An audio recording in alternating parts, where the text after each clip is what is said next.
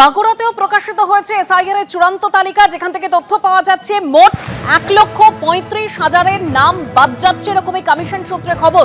বাঁকুড়া পুরসভার 1 নম্বর ওয়ার্ডে বাঁকুড়া বঙ্গ বিদ্যালয়ে একেবারে লিস্ট টাঙিয়ে দেওয়া হয়েছে, চূড়ান্ত ভোটার তালিকা টাঙিয়ে দেওয়া হয়েছে। বিচারাধীন তালিকায় সেখানে পুলিশের প্রাক্তন এসআই রয়েছেন, তিনি উদ্বেগে ভুগছেন। অর্থাৎ এই যে বিচারাধীন তালিকা যেটা বলা হচ্ছে, যেটা নিষ্পত্তি এখনো বাকি রয়েছে, সেই তালিকায় বাঁকুড়ায় পুলিশের প্রাক্তন এসআই রয়েছেন।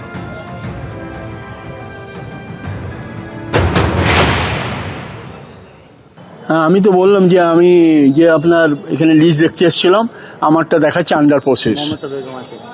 আমার বিচারাধীন দেখা ইয়াতে নির্বাচন কমিশন আমাকে দেখাচ্ছে। কোনটা? হ্যাঁ, আমি তো একজন সরকারি আধিকারিক। হ্যাঁ, সরকারি আধিকারিক ছিলাম।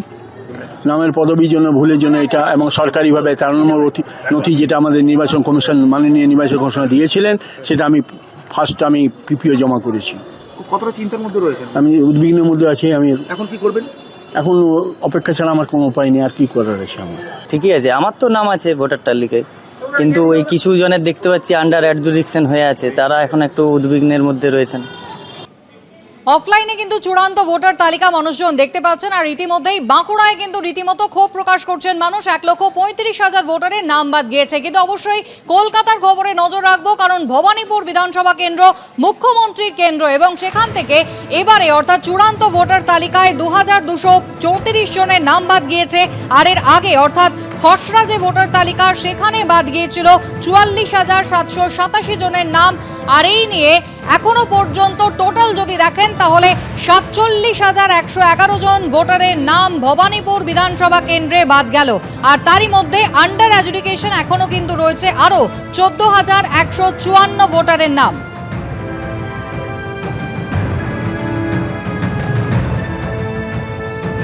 খসড়া তালিকায় 44,787 জনের নাম ছিল, ফাইনাল লিস্টে আরো 2,324 জনের নাম বাদ গেল। অর্থাৎ মোট ভবানীপুর বিধানসভা কেন্দ্রে নাম বাদ যাচ্ছে 47,111 জন ভোটারের। এখনো কিন্তু আন্ডার অ্যাডজুডিকেশন রয়েছে 14,154 জন ভোটারের নাম, অর্থাৎ এখনো কিন্তু বিচারাধীন রয়েছে এই 14,000 ভোটারের নাম।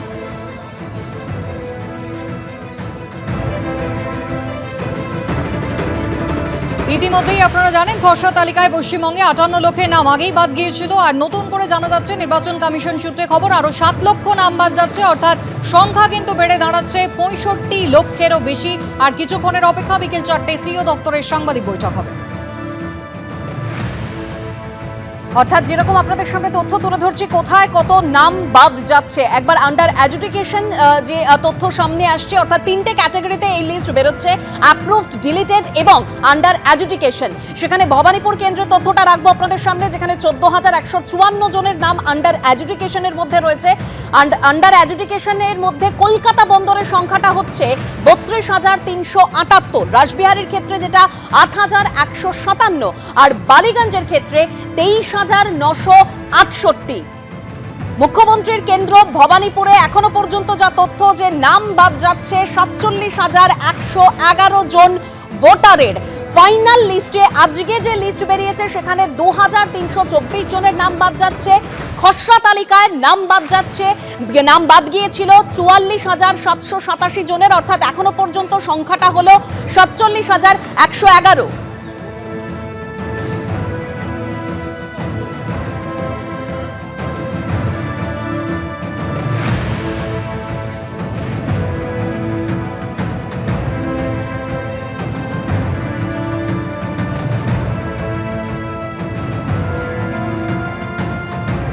আমাদের সঙ্গে এই মুহূর্তে টেলিফোন লাইনে রয়েছেন অরূপ চক্রবর্তী, তৃণমূল কংগ্রেস মুখপাত্র। অরূপ দা, শান্তনু ঠাকুর তিনি যেটা বলছেন যে কত নাম বাদ যাবে তা নির্বাচন কমিশনের বিষয়, তবে একজনও বৈধ ভোটারের নাম বাদ যাবে না।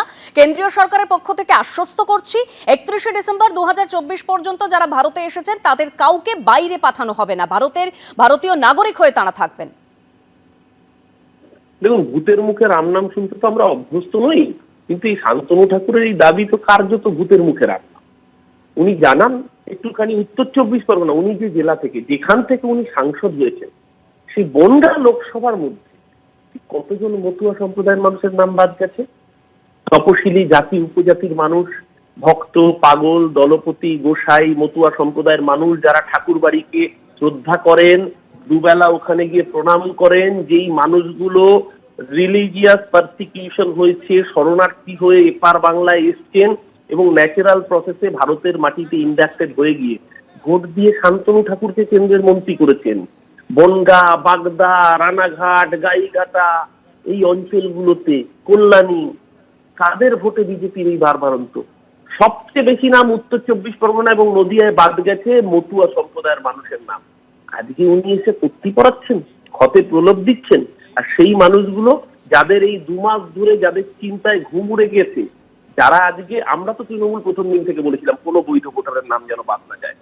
আজকে শান্তনু ঠাকুরকে কেন বলতে, কেন কদিন আগে হরিণঘাটার বিধায়ককে বলতে হয়েছে, অসীম সরকারকে, যে কোনো বৈধ ভোটারের নাম বাদ গেলে বিজেপিকেও আমরা ছেড়ে কথা বলবো না? কেন ওনার আত্মীয় সুব্রত সাহুকে বিজেপির গ্রুপ ত্যাগ করতে হয়েছে? কারণ বিজেপির এই অসভ্য এসআইআর প্রসেসের ফলে সবচেয়ে বেশি বিপদে পড়েছে হিন্দু শরণার্থীরা। আজকে শান্তনু ঠাকুর বুঝতে পেরেছে, অনাচার করো যদি রাজা তবে ছাড়ো গদি, মতুয়া সম্প্রদায় বলছে। শান্তনু ঠাকুর বুঝতে পেরেছেন সুতোয় টান পড়েছে, তাই খেলায় পড়েছে, বেড়াল গাছে উঠেছে।